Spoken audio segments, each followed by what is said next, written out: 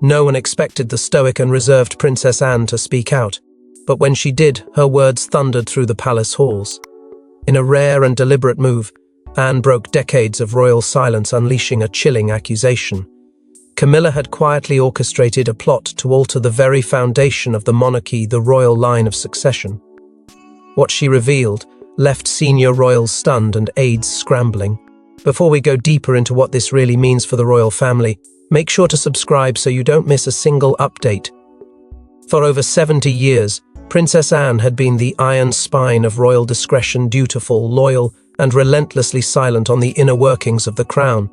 But what the public didn't know is that for months, Anne had been living with a secret that disturbed her to the core. It wasn't mere gossip or petty jealousy. It was something that touched the very soul of the monarchy, something so structurally damaging that to remain silent any longer would be to betray the legacy of her mother and every sovereign before her. So when she chose to speak, she did so with calculated precision. She didn't raise her voice. She didn't speak emotionally. But every word landed like a bombshell. Observers noted her uncharacteristic choice of phrasing during a broadcast meant to commemorate Queen Elizabeth II's enduring constitutional principles.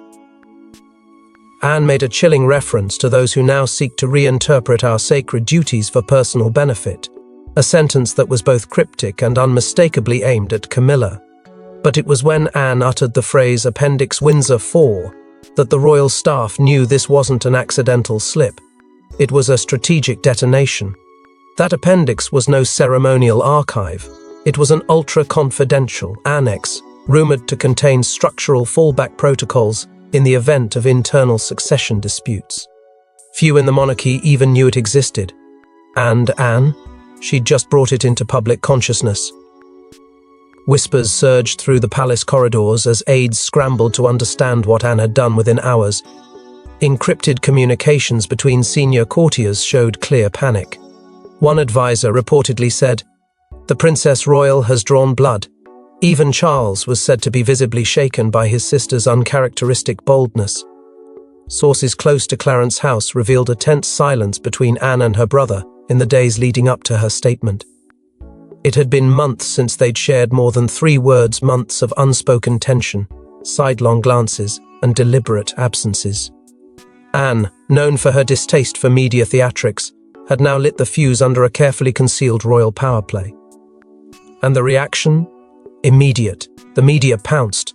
Every major outlet from London to Toronto blasted headlines that sent shockwaves through every corner of the Commonwealth. Anne names Camilla in shadow succession plot. Read one, while another asked, "Is the crown in crisis?" For the first time in decades, Camilla's name trended online not for charity galas or regal appearances, but for betrayal. In households across Britain, dinner conversations turned into heated debates. What had Anne uncovered, and why now? But what exactly did Anne discover that shook her enough to break rank? The answer lies buried in the chilling details of a secret meeting held behind palace doors. What if the future of the monarchy wasn't decided by blood, but by backroom deals? In early spring, Camilla convened a private gathering dubbed the Clarion Council. Within Clarence's house, no public record exists, no official notes were taken. But leaked intel reveals a terrifying motive: to shift succession laws in her favor, without parliament, without public consent. For those close enough to the crown to sense tremors beneath the polished marble, this meeting was not just unprecedented, it was dangerous. Invitations went out not through royal channels, but via discreet intermediaries tied to Camilla's long-standing network of legal and constitutional advisors. The guest list was carefully curated: 2 retired lords with extensive ties to peerage law, a former Foreign Office diplomat rumored to have worked on transition models in post-colonial states, and, most shockingly, 3 foreign consultants known for advising monarchies facing modernization crises. Their arrival in London was masked under diplomatic pretense, but their destination, Clarence's house, was not missed by every eye. They met under the name Clarion Council, a term whose origins trace back to the 17th century when monarchs sought covert counsel outside Parliament. The revival of such a name was no accident. It signaled Camilla's intent not to advise, but to recalibrate.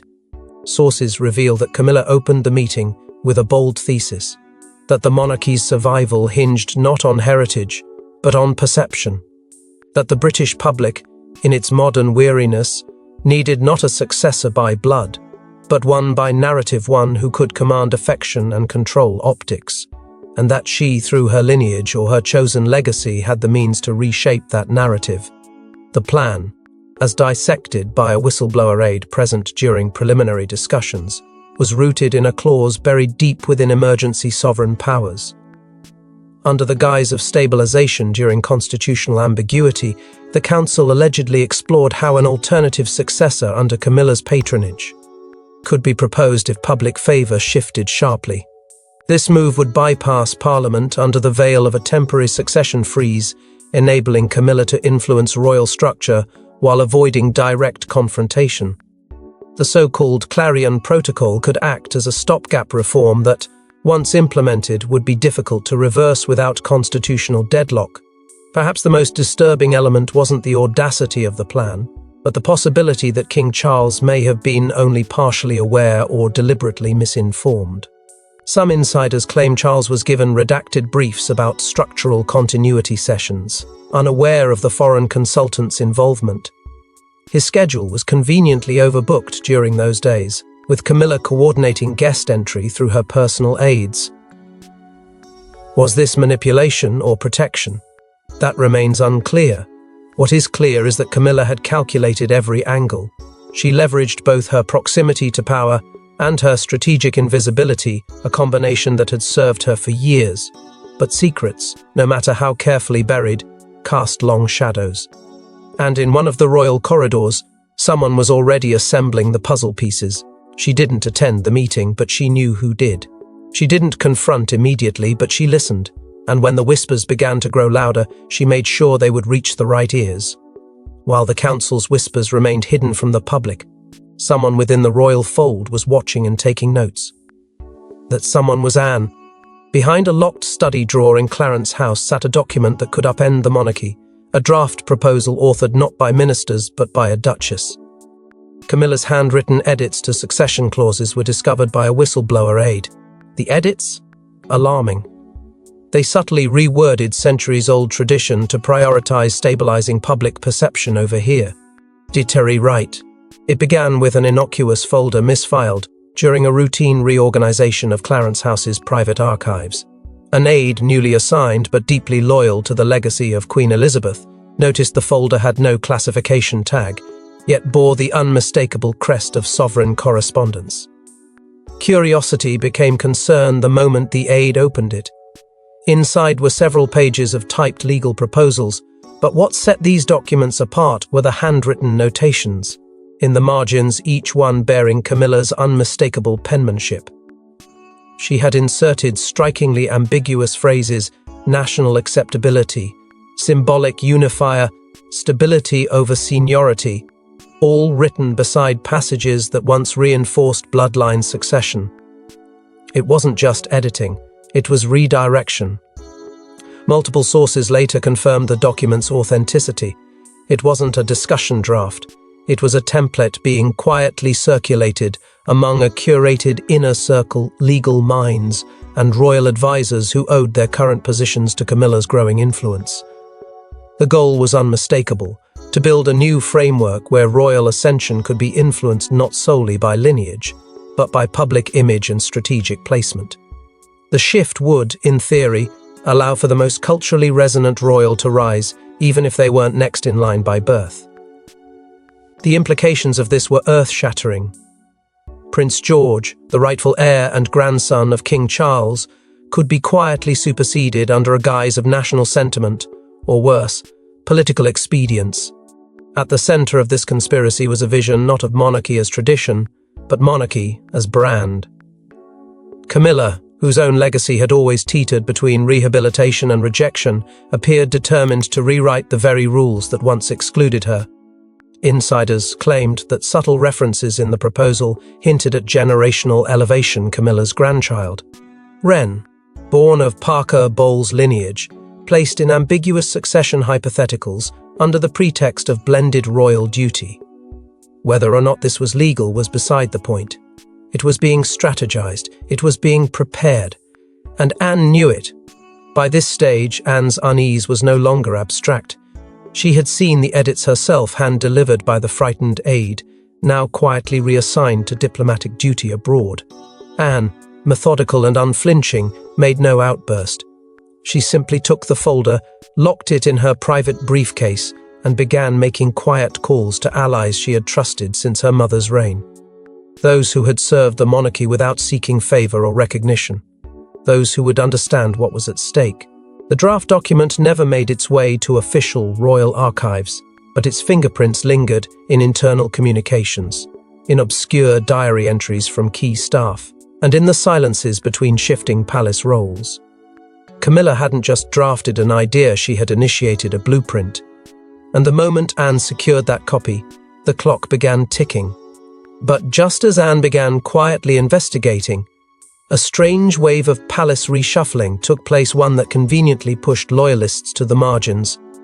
In a 3-month span, long-time royal advisors were removed, reassigned, or retired. What appeared to be routine personnel changes now looks like surgical strikes, clearing the field of anyone who might oppose Camilla's vision. And when one aide tried to resist, they were escorted out of Windsor under the guise of a security breach. What began as whispers in the palace corridors soon turned into a pattern no one could ignore. Trusted staffers, some of whom had served under Queen Elizabeth for decades, were quietly dismissed. No farewell statements, no ceremonial send-offs, not even a public thank you. Their departures came in silence, buried beneath vague press relay. Aces that spoke of private transitions and personal decisions.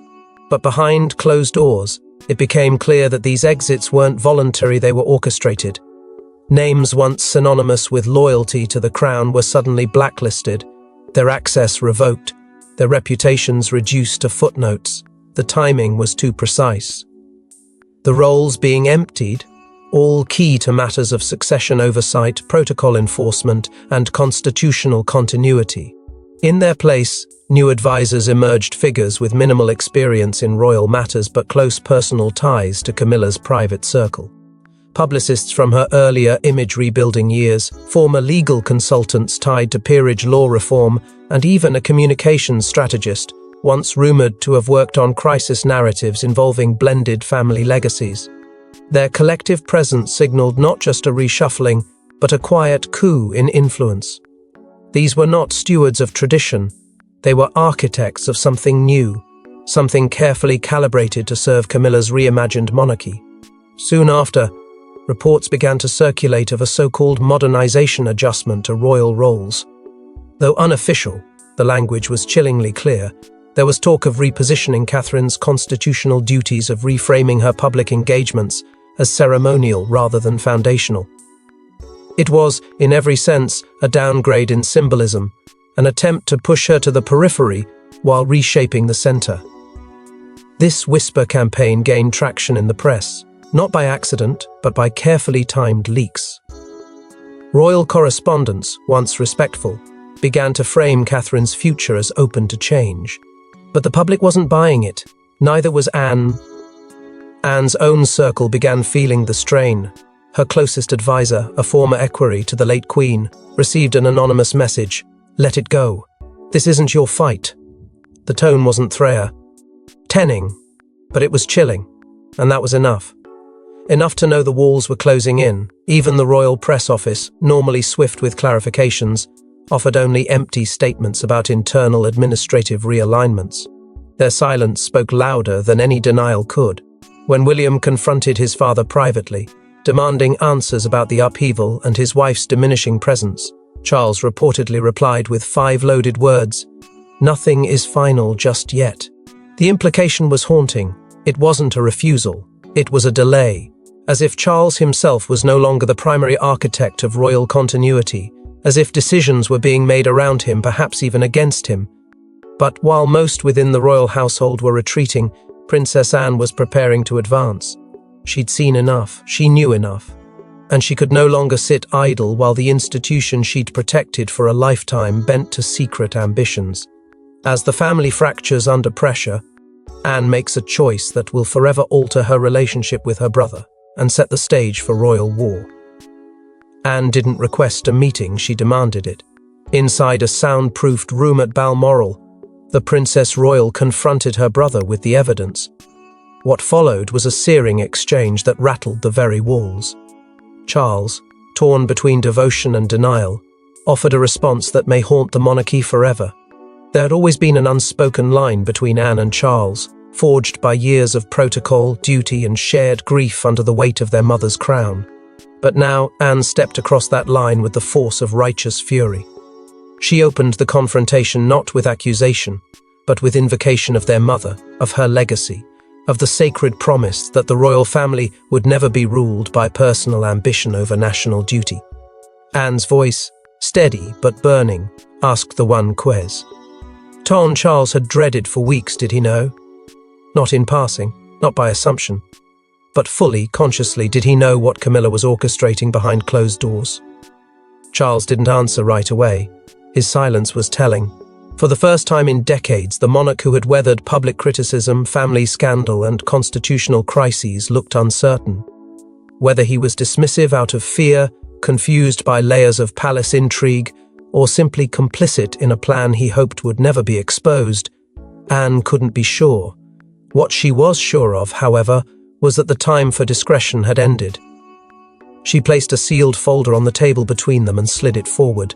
It was marked Appendix Seraphina document, long buried in the personal vaults of Queen Elizabeth, meant to be unlocked only in cases of internal betrayal. Inside were notes from past sovereigns on preserving monarchy integrity and a chilling directive handwritten by their mother. When legacy is threatened from within, truth must speak louder than blood. Charles's hands trembled as he opened the file. But before he could respond, Camilla entered the room. The timing was no coincidence. She had sensed the walls closing in. Her gaze toward Anne was not one of surprise, but recognition, as if she had expected this confrontation all along. She said just 7 words to Anne, words the press would never hear, but which sources confirmed were as cryptic as they were threatening. You always did cling to ghosts. The silence that followed was suffocating. Anne didn't flinch.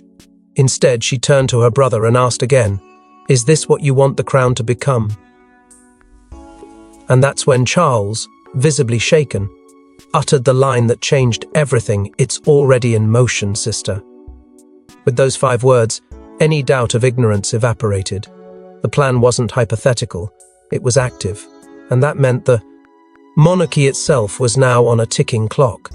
Anne stood from the table with one final declaration, not to Charles, but to the institution itself. "Then I will bring it into the light, even if it strips me of my name." She left the room without waiting for permission, stripped of sentiment, armed with truth. That vow was no idle threat. Within 72 hours, Anne made the move that shocked the press and exposed the first crack in Camilla's secret campaign. No press briefing, no palace signature, just a single 6-page letter leaked anonymously to senior MPs. Its author, Princess Anne. In the document, she outlines a detailed chronology of events, lists names, and attaches redacted clauses of the succession proposal. Parliament is stunned. The crown is exposed. Anne's letter was not a plea, it was a declaration. Delivered by hand to 2 senior backbenchers and a ranking member of the House of Lords, the document was crafted with surgical precision. Every sentence carried weight, each paragraph anchored by cross-referenced entries from sealed royal communications. It began with a solemn statement of duty invoking not politics, but guardianship. "When tradition is twisted into convenience," she wrote, "and when truth is buried beneath ambition, it is the solemn duty of a royal to bring it to light." That line alone was enough to freeze Parliament in its tracks, but what followed set the chamber ablaze. Anne's 6-page exposé laid out an unbroken chain of events, from Camilla's formation of the Clarion Council, to the shadow editing of succession clauses, to the strategic dismissals within palace ranks. Names were listed not just of those involved, but of those complicit through silence.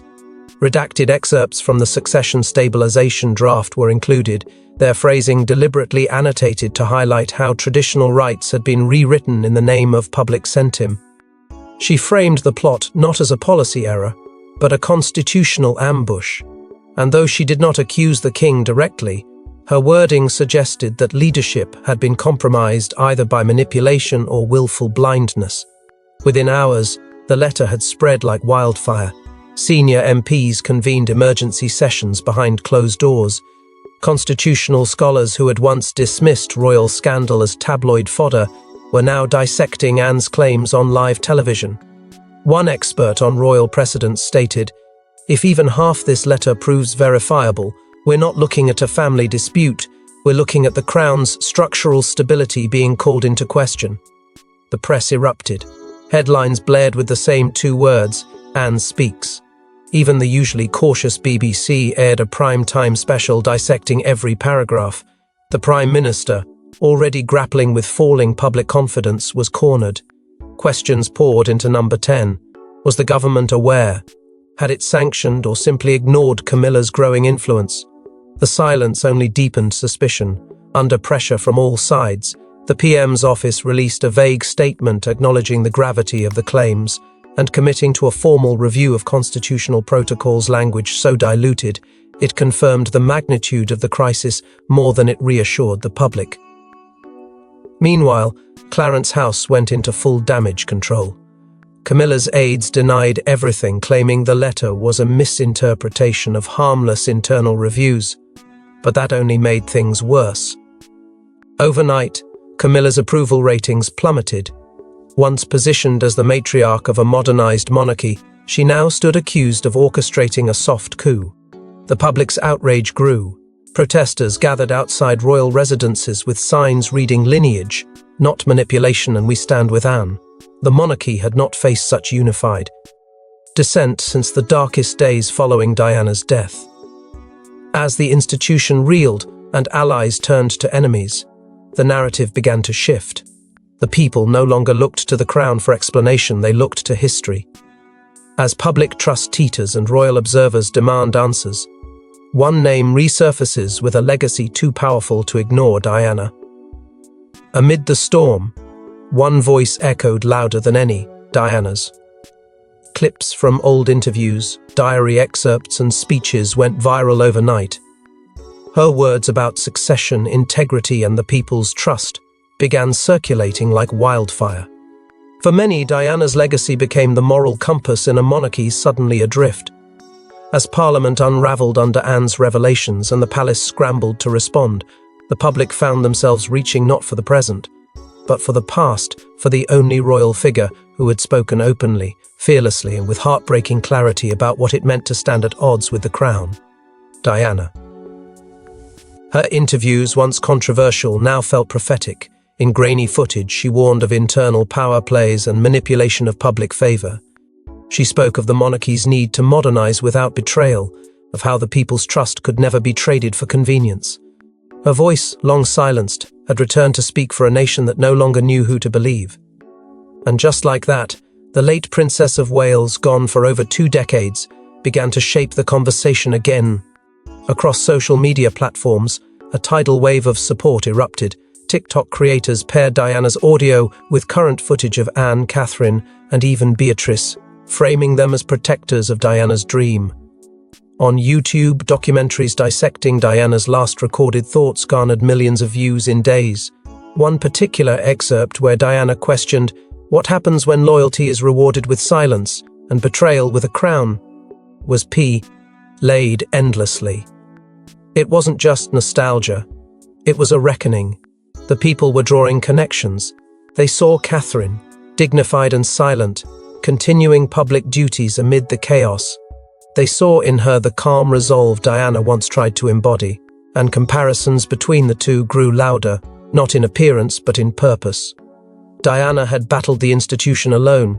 Catherine, it seemed, would not have to.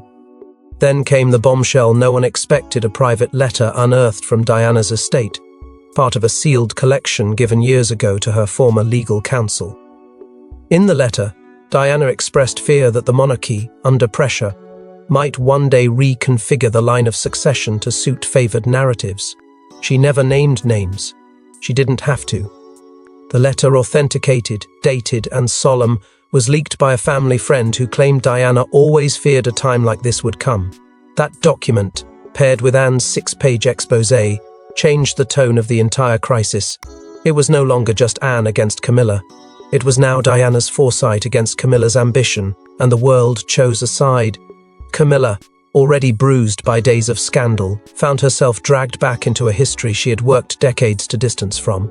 Her past scandals resurfaced, amplified by Anne's revelation and Diana's resurgence. The narrative of redemption shattered under the weight of public distrust. Meanwhile, Beatrice and Louise, though careful with their words, began showing their allegiance through action. Beatrice publicly thanked Anne for reminding the nation what service truly looks like, while Louise was seen escorting Catherine at 2 major events, a move not missed by royal watchers. Catherine, for her part, said nothing. But her silence wasn't weakness, it was strategy. At every public appearance, her presence grew more symbolic. Calm, resilient, steadfast. She was not speaking, but she was leading. And in every wave of applause, every crowd that cheered her arrival, the message was unmistakable. This was the future they believed in. This was the legacy they trusted. But as Diana's shadow loomed over the monarchy, a final twist emerged. Camilla had taken one last desperate step to protect her hidden plan. Cornered but not defeated, Camilla reportedly initiated contact with diplomatic allies in the Commonwealth to push support for a modernized monarchy. A sealed charter proposal was hand-delivered to select heads of state. Its goal? To internationally legitimize a reformed succession model, one that sidesteps Anne, William, and even Parliament. The move was audacious and desperate. With public trust spiraling, Parliament reeling from Anne's revelations, and Diana's legacy breathing new life into public defiance, Camilla no longer had the luxury of subtlety. Behind the scenes, a tightly coordinated operation began to unfold. Trusted envoys, none of whom appeared on official government records, were dispatched to Canada, Australia, and New Zealand. Their mission was cloaked in diplomacy, but their payload was anything but ceremonial. In velvet-lined pouches, they carried copies of a document labeled the Crown Renewal Charter, a sweeping framework that outlined a shift in royal representation and succession across the Commonwealth. This wasn't just an attempt to save face. It was a calculated power play aimed at decoupling domestic backlash from international continuity.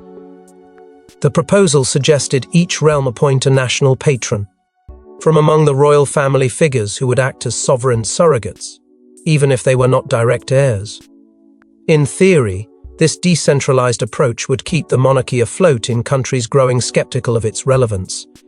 In reality, it was a veiled attempt to validate Camilla's long-term ambitions and install sympathetic royals in positions of influence, especially those outside the traditional line, those less tied to Anne, William, or Catherine. News of the charter was not intended to reach British soil, but secrets rarely stay buried, especially when military intelligence is involved. Through trusted defense liaisons stationed abroad, word reached Anne. What she learned chilled her. This was not a diplomatic courtesy, it was a constitutional end run around the very fabric of hereditary succession. Anne immediately moved to verify the information through naval contacts loyal to her command. The responses came swiftly and confirmed her worst fears. The charter was real, it had been delivered, and worse, it was being considered. Even more unsettling was the growing suspicion that Charles had been left in the dark. Those closest to him noticed his demeanor had shifted, withdrawn, erratic, and visibly distant. He had reportedly been briefed only on foreign goodwill visits, not on the true content of the charter or its geopolitical implications. For the first time, palace aides feared that Camilla was operating with near-total autonomy, making executive decisions under the royal seal without full transparency.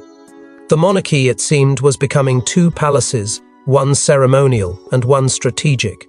The revelations set off alarm bells. An emergency midnight session was convened at the palace.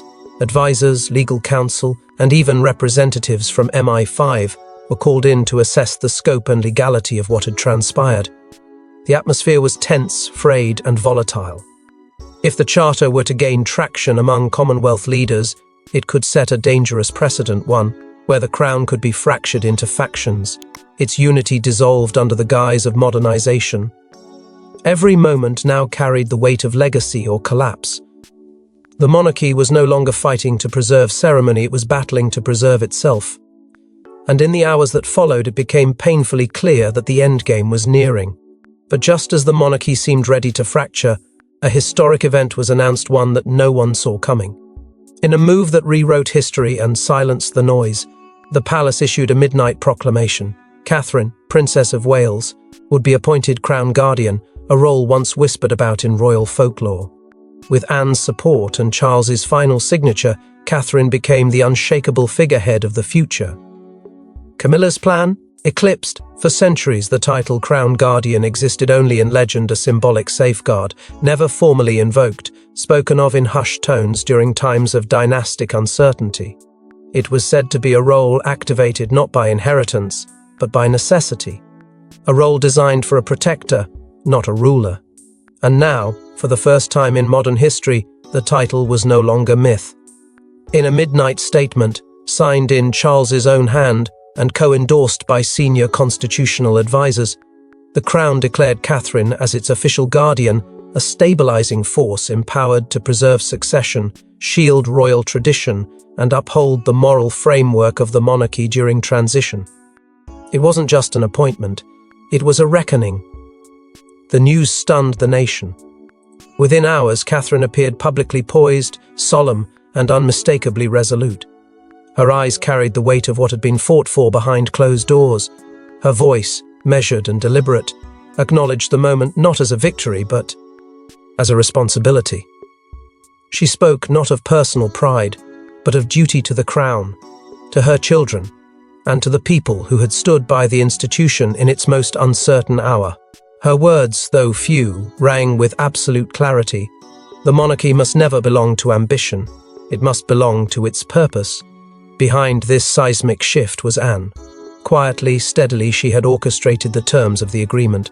While Camilla pushed secret charters and foreign manipulation, Anne stood in the shadows of Balmoral and Windsor, convincing the only people who mattered, the legacy holders, the institutional protectors, that it was time to invoke the guardianship clause. It wasn't about revenge, it was about restoration. And Anne, having risked everything to expose the breach from within, now watched as the royal structure realigned to reflect its truest values. Camilla's response was swift but muted. Within hours of the announcement, Clarence House issued a statement that the Queen Consort would temporarily withdraw from public duties due to ongoing health concerns. No photographs followed, no farewell engagements, just a retreat sudden and absolute. Those close to her say she was stunned by how quickly the public turned. But it wasn't just public opinion, it was legitimacy, the one thing that could never be spun or staged, and now it was gone. The tide, however, had fully turned. Massive public gatherings erupted across the country, not in protest, but in gratitude. Outside Kensington Palace, Windsor Castle, and even overseas Commonwealth embassies, candles were lit and flags waved. Posters read, "Thank you, Anne, and long live the Guardian." William, ever steady in his role, stood beside Catherine, not as a prince seeking power, but as a partner defending legacy. Together they became the embodiment of continuity, compassion, and quiet strength. The monarchy hadn't just survived, it had evolved. But survival came at a cost. The scars of what had nearly torn the institution apart would not fade easily. Trust would take time, healing even longer. But for the first time in months, perhaps years, the people could see the road ahead. And it led not through scandal or secrecy, but through the unwavering leadership of a woman who had never asked to be queen but had become something even greater. The silence is over, the truth is out. And the future of the crown now stands on ground rebuilt by courage, legacy, and the unshakable will of one royal woman who dared to speak. Thanks for watching. Please don't forget to like and subscribe, and we will see you in next one.